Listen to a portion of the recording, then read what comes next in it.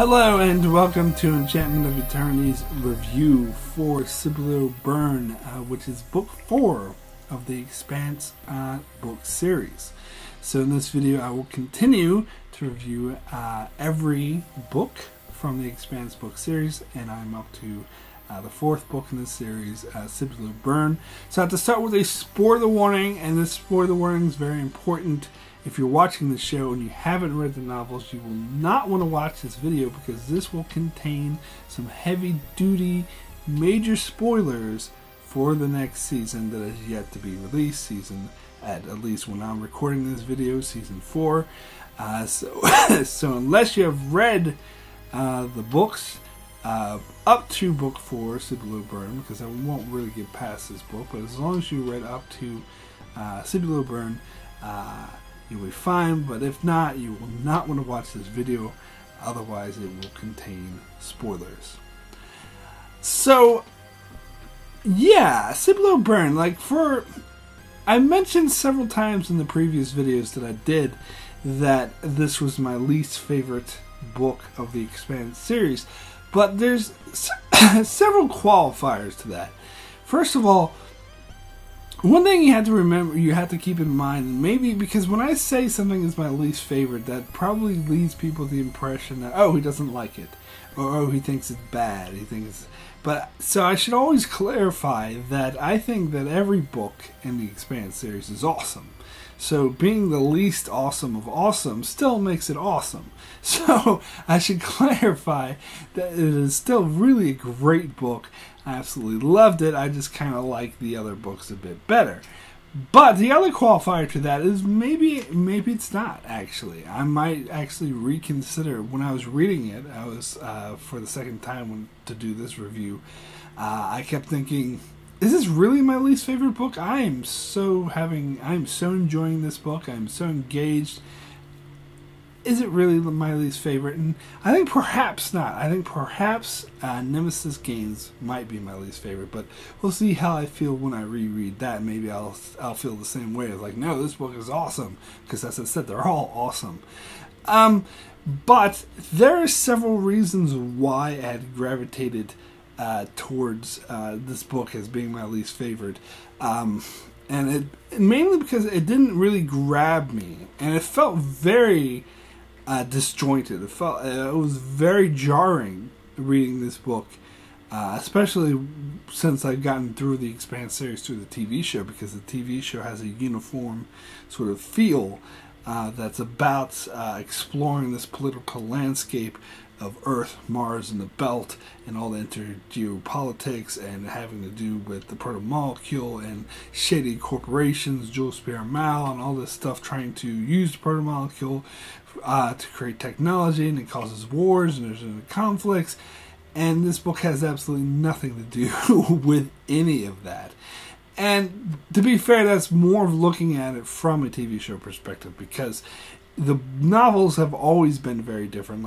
I talked about this a bit before, that each novel has its own specific feel and genre, and it's been quite different. So those reading the book series before the show came out wouldn't find this as jarring, and would just see it's more par for the course, that and introduce a bunch of new viewpoint characters that we're not familiar with. Although 2 of them had minor appearances in previous books, but they're still, for all intents and purposes, new characters.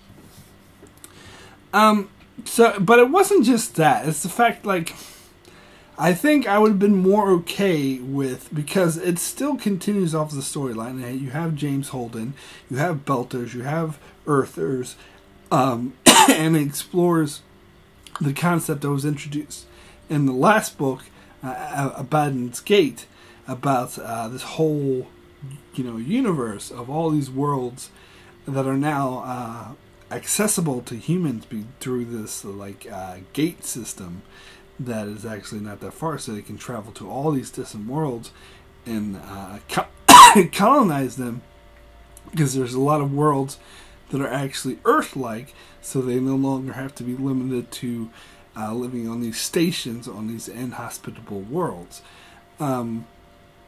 So it was interesting to explore that and to get into one more detail. And of course, it also follows up on the whole storyline with the Miller. I guess you would call him I don't know what you call it, but it's like a proto-molecule version of Miller that this book in particular refers to as the Investigator. So it follows up on that storyline. He's investigating what happened to the aliens that created the proto-molecule and that had this whole system. And so it follows up on that a bit. So it is connected to the other novels, don't get me wrong, but it just has a very, very different feel. I mean, I kind of felt this way when I read Abaddon's Gate too, because that was all taking place on one location, just the Ring Gate. And so we didn't get any any of Earth and Mars or anything like that, which the first two books, even leaving the show aside, the first two books was all about the political landscape of these different worlds in this universe of the Expanse. And in Abaddon's Gate we didn't get any of that, but for me that was a bit more acceptable because it felt more like they were still dealing a lot with the politics involved. You had the Earth, Mars, and the UN and the Belters. They were all trying to get together, and you have Holden and these quantifiers. Where here, this book felt even more disconnected from any of that. It felt like, I mean, you had the Belters and the Orth Corporation, but that was about it, really. And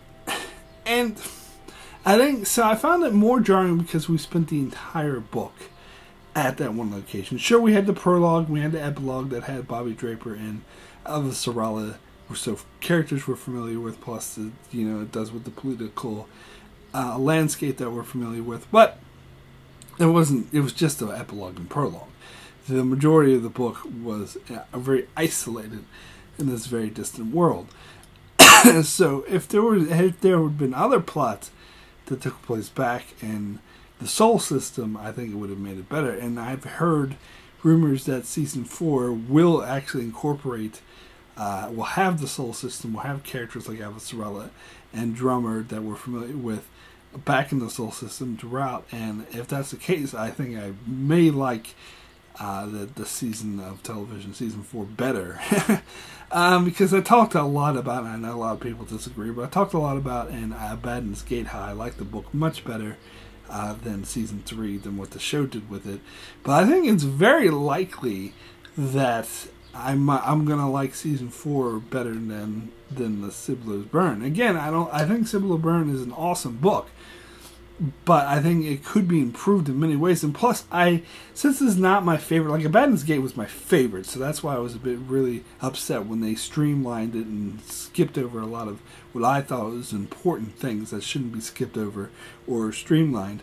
But with Cibolo Burn, I would actually be really okay with them streamlining a lot of storylines and skipping over stuff, because I do think a lot of it wasn't entirely necessary. And plus, as I said, I would be totally on board with them opening up, and so it doesn't all just take place on the Illis, so we actually see what's going on in the Sol system. I think maybe that was one of my biggest issues, because it felt really isolated from everything else, and just like Abaddon's Gate. But Abaddon's Gate, I thought it worked. Here, I didn't think it worked as much.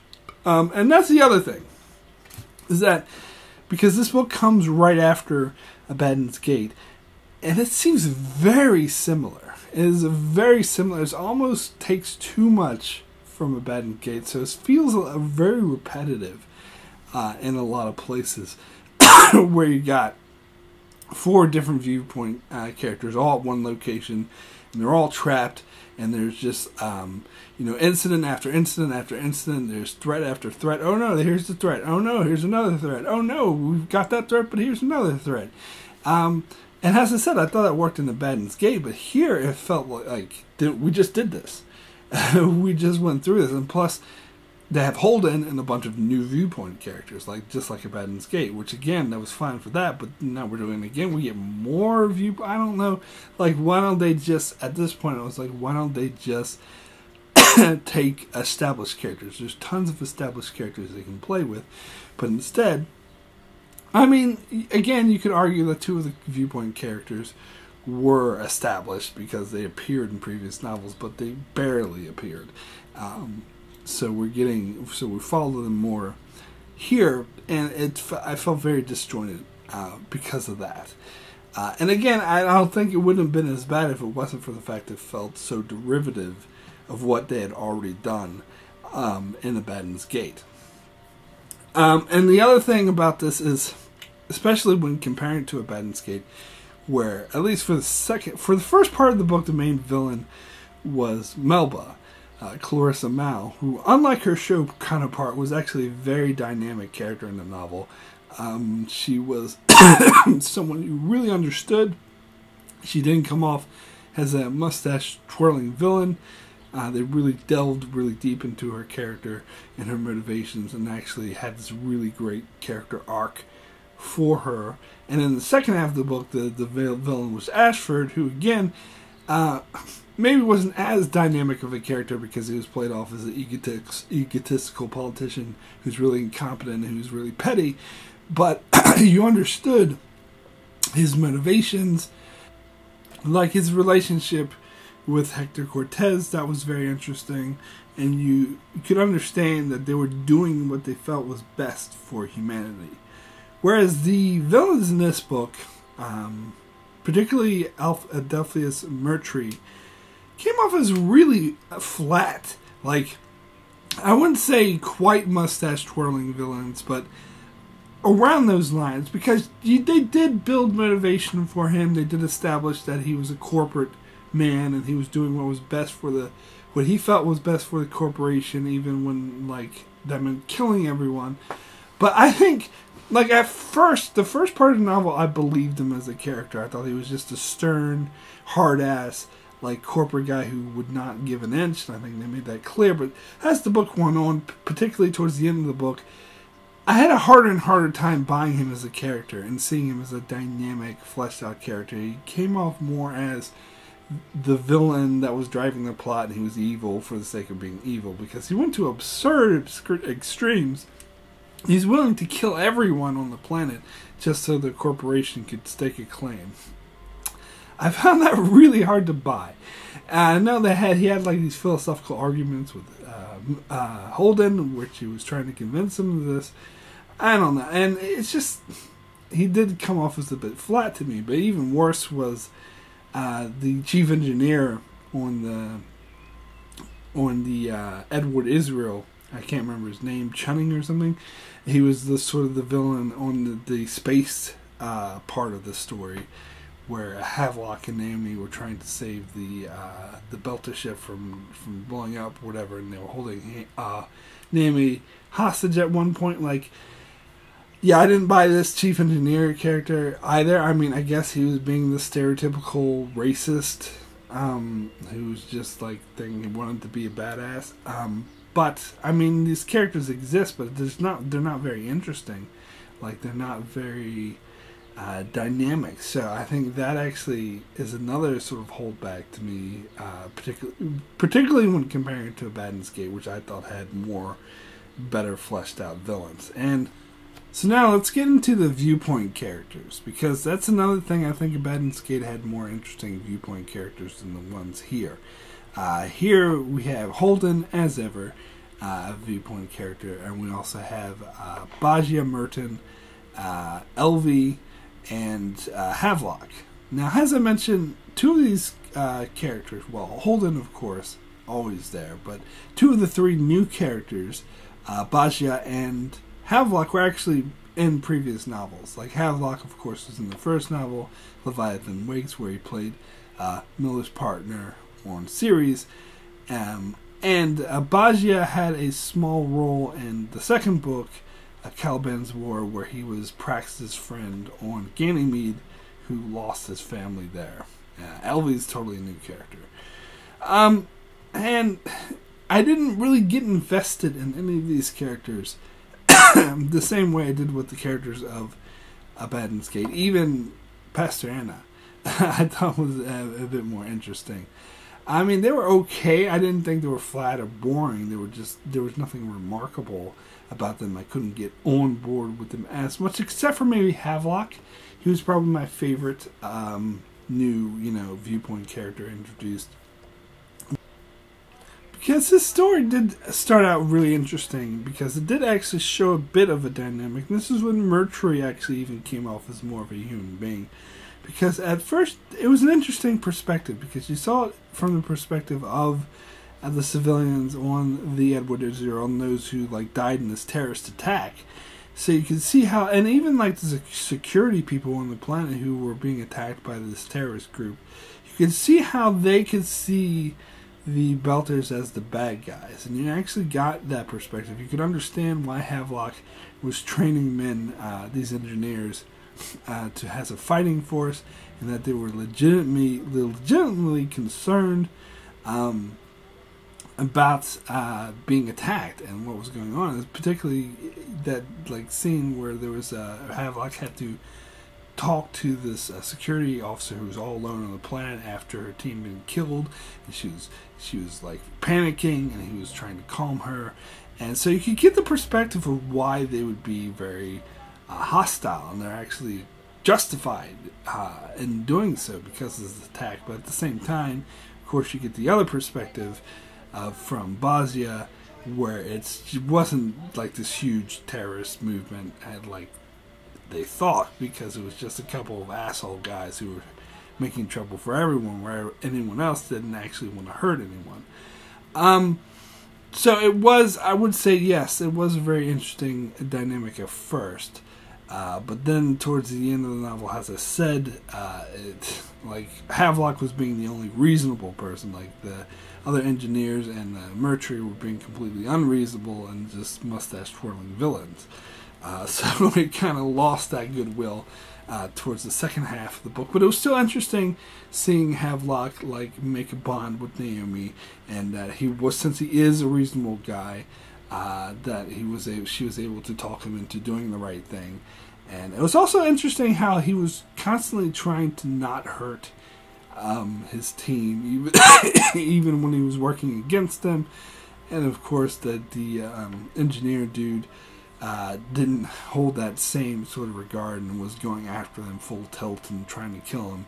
And he was just trying to protect his team at the same time, but then got to a stage where he couldn't do that anymore, which I thought was really interesting character journey for him, because he found that he had, in order to protect the lives of those on the Baba Bacola and the lives of the people in the Rosinante, he had to use lethal force against his own team, and he was forced to kill one of his engineers. And even at the end of the book, it shows how he wants to face the consequences for that, even though he feels there won't be any heavy ones, but it still weighs really heavily on his mind. And it was interesting in particular when Naomi even said to Havelock, is if you let those assholes kill Bosnia, then you're not getting back on the ship. So he realized that he had, even though he really didn't want to hurt his own team, he had to, in order to do the right thing. It was an interesting dilemma, and he was an interesting, pretty interesting character, but probably not one of the, because all the stuff going on in space with his chapters, and eventually Bosnia's chapters when he came up to space as well, weren't really the main thrust of the novel, if you know what I'm saying. And the main thrust of the novel is really on the surface with Holden and Elvie. So even though his stuff was pretty interesting, I wouldn't say it was amazing or anything like that. Now, Elvie, I thought she was a fairly boring character, honestly. She was, of course, a scientist, and it's kind of reminded me a bit of Prax, who I also thought wasn't a very interesting viewpoint character, because they seem to represent the science aspect of the science fiction, because a lot of science fiction novels have to play to the hard science base, so they have to throw in a lot of realistic science, so they have a viewpoint character of a scientist, so they can throw in all the science jargon, which to me I actually find a bit boring. And she wasn't that dynamic of a character. She had a crush on Holden for most of the novel, which is kind of, and then she ends up getting with that scientist friend that they always joke around with, where you could kind of see that coming. In fact, when I read the book for the second time, I had totally forgotten that she had gotten with that dude, And so when it happened, I was like, oh, this happened? I mean, that's how forgettable it was. That's how much I didn't care about her storyline and her crushes and whatnot. And again, I said this about Anna, but the same thing in Abaddon's Gate, but the same thing is true here about Elvie. Whenever we went back to an Elvie chapter, I was like, Elvie chapter. Can I just skip to the next one? But sometimes it's necessary to stay with her. And I mean, she was okay, I guess. And then there was Bajia, who, I mean, I wasn't like, oh, Bajia chapter like it was with Elvie, so I did find this chapter a bit more interesting, but I never got as invested with this guy. Again, it seemed kind of like a rehash of Prax, and in fact it was Prax's friend. I actually speculate that in the show they might actually have Prax instead of Bajia, but we'll see. I could be totally wrong about that. But yeah, he was kind of just, his storyline would serve the same purpose as Prax's, where it was a father who's trying to protect his children. I mean, he got more of a dynamic because he had several children, and then of course he had one that he had lost. But also, it seemed like a lot of this, unlike Havelock, who's like with Havelock they made references to his time with Miller, and references to his first book and how he felt being the only Earther on a Belter station. So it was interesting seeing how he could relate to the Belters, who were like the only Belters on a Earther ship, and how he eventually dismissed that, but then he learned to sympathize. So the callbacks to earlier books with Havelock I thought really worked. With Bajia, the callbacks to earlier books I didn't think worked. It felt like, oh, remember book 2, remember book 2, haha. It didn't seem that like relevant to what the current storyline was. I mean, I know they made callbacks about how he lost a son, and sure, yeah, that makes a lot of sense. But it seems like that they didn't really need to have this character be someone who just appeared in an earlier book. It just seemed like a bit of a gimmick, to be perfectly frank. You know, he was kind of interesting, but it seemed like they just had him there so they could have a viewpoint character up with Naomi and Alex. It seems to me they should have just made Naomi or Alex a viewpoint character instead of just done away with the whole Bajia storyline. It seemed kind of unnecessary. But, you know, that's just my take on it. So you can see I wasn't that enthralled with the viewpoint characters. Now Holden, of course, is always great. His chapters were the ones I looked forward to the most.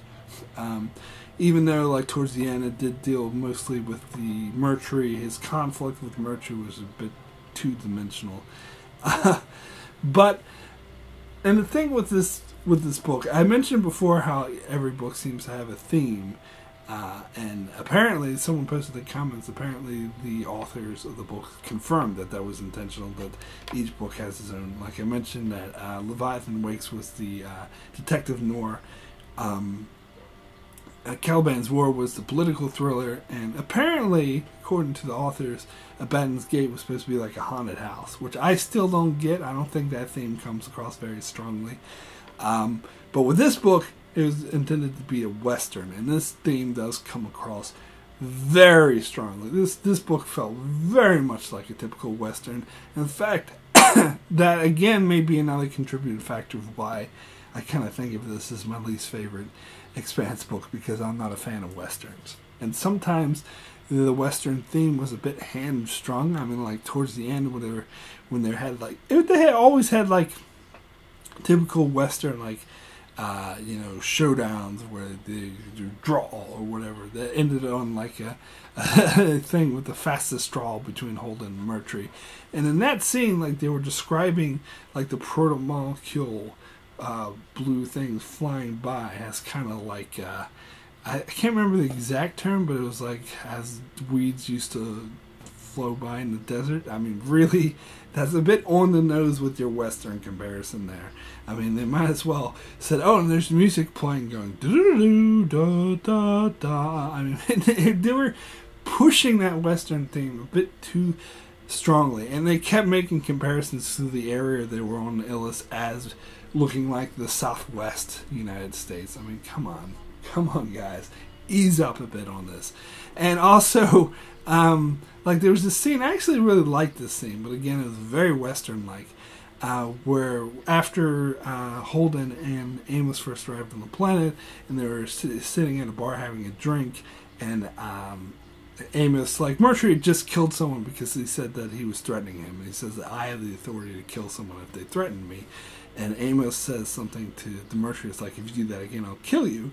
And Mercury's like, oh, that sounds like a threat. And Amos is like, oh, yeah, it really is. So Amos just threatened him, a guy who said that he has the right to kill people who threaten him.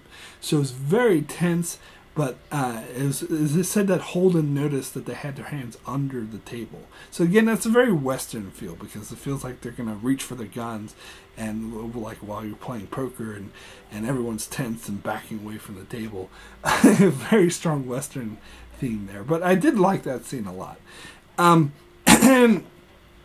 And I know some of you might be thinking at this stage in the review, well, Mark, you said that you really liked this book and it was awesome, yet all you're doing so far is complaining about it. which is fair enough, I guess.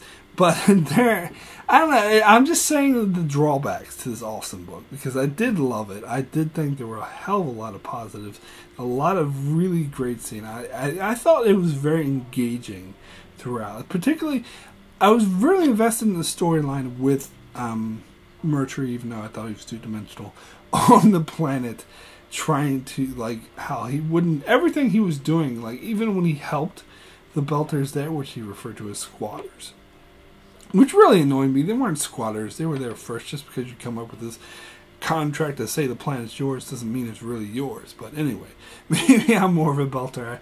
I identified more with the Belters in that regard. But anyway, I did find it really interesting how even when he helped them, it was all self-serving. It was all done out of self-interest. And I love his conflict with Holden, because he was of the mind that Holden, he was just a blowhard who was just liked hearing the sound of his own voice and didn't really have any actual authority. Holden was trying to be trying to satisfy everyone, including Mercury, but he was finding that Mercury was just a hard man to deal with, so he was just having enough. Because, as I said, I really actually enjoyed the Holden chapters a lot.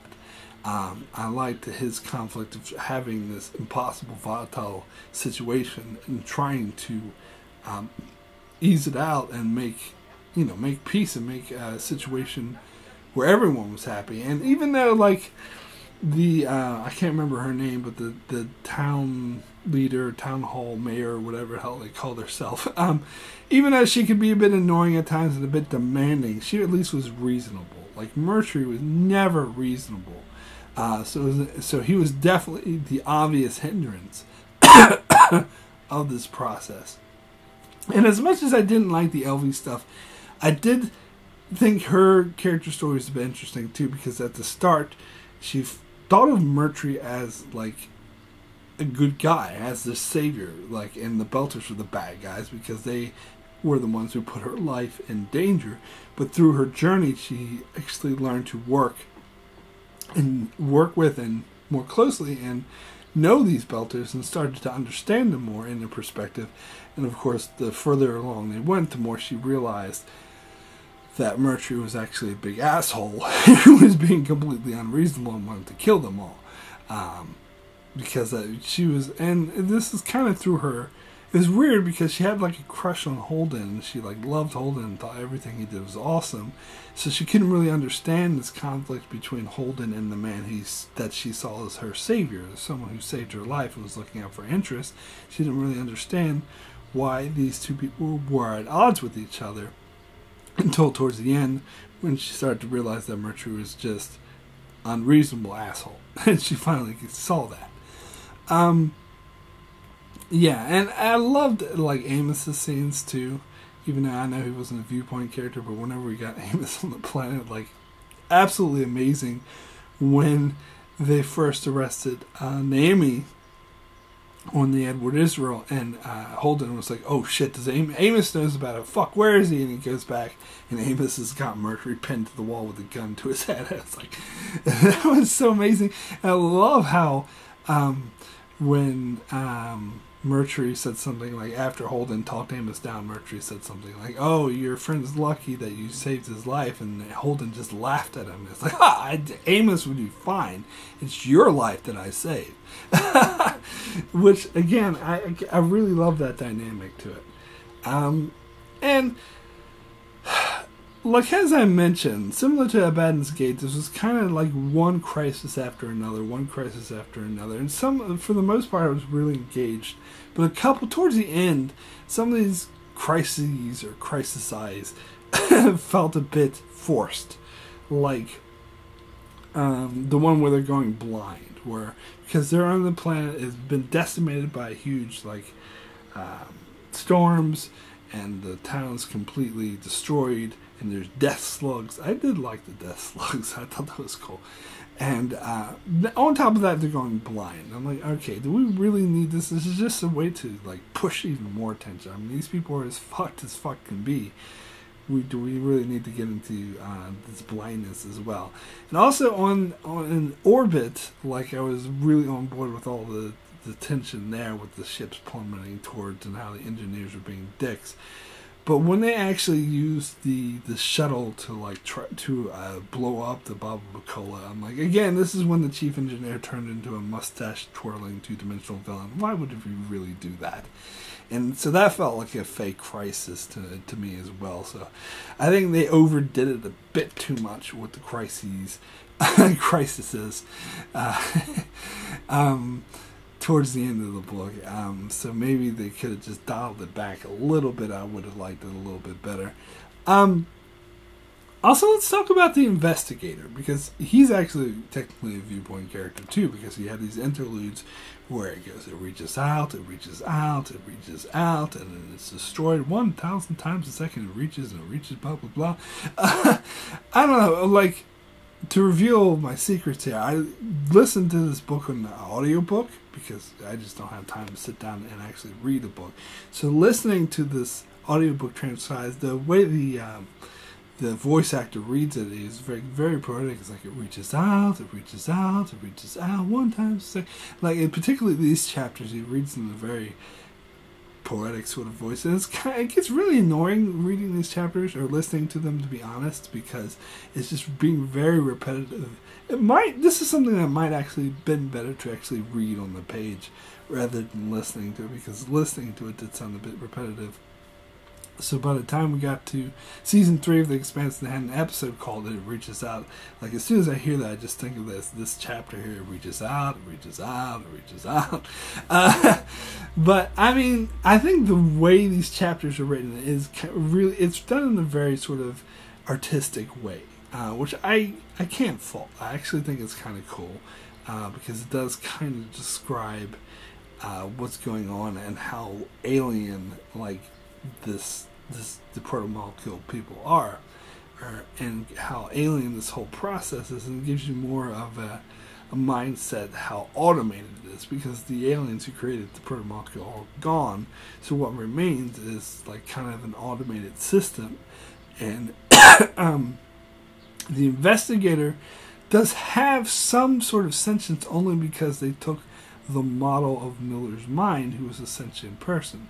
So he has some level of self-determination and thoughtfulness, but it's very limited by the nature of the whole thing that created him. So it was very interesting. And I liked his interactions with Holden. I think my only complaint is that we didn't get enough of them. Now, this book kind of promised that, and this is what some people I noticed who haven't read the books who are looking forward to season 4, or like, I want to find out what happened to the proto-molecule aliens, the aliens that created the proto-molecule. Was this other alien that faced them? What's the bigger threat? And sure, that was addressed in this book, but it wasn't really explained. And I have a feeling that they're saving this for the big finale, for the final books, that this is going to be the big thing that's going to blow your mind. Which, if they want to do it that way, I think that's great, actually. That's probably good that they don't, like, throw everything out too soon and not leave anything for the ending. And I think that will be probably, I'm looking forward to that. I think that's going to be a really great resolution. And of course, this was touched on a bit more in book 7, because you had that, at the end of this book, you had that glowy thingy, which represents whatever the hell it was that destroyed the protomolecule creators. And it seems like that glowy thingy is always around whenever there's protomolecule technology, or technology from the protomolecule creators, if you know what I'm saying. So that's why when Laconia in the 7th book, which I'm getting a bit into spoilers with the 7th book, so if you haven't read it, whatever. But anyway, that's why Laconia, when they have they've fully embraced this protomolecule technology and start using it on a large scale, that's why that thingy starts to appear again. Because it's like, hey, this is protomolecule technology. Let's kill everyone. Although I'm just speculating at this point because they haven't acted yet. But it was just there. So that was something I found really intriguing about the 7th book. But this book, it didn't really answer like who the protomolecule creators were or what happened to them. They just find the weird glowy thingy that probably killed them, and then Elvie has to put a stop to it, and that's how she saves the day. I don't know. I found that whole chapter a bit confusing, and how Elvie actually did save the day, but whatever.